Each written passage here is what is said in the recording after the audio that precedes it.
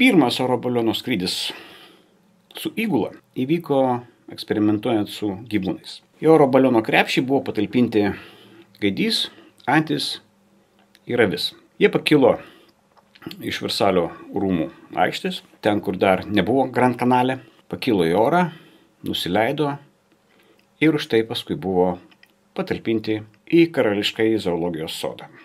Ir buvo laikomi kartu. Skrydžio metu nukentėjo tik tai antis, nes avis tai ančiai užmynė ant kojos.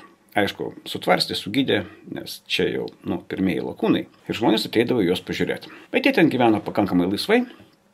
Ir dabar anekdotas. Liudvikas XIV sako, tai ką jūs čia veikiat? Gaidys sako, aš pažadinu kiekvieną rytą visus karališkosius rūmus. Antis sako, aš čia taškau karališkųjų fontanų vandenis. O avis sako, o aš stengiuosi neišsišokti iš minios.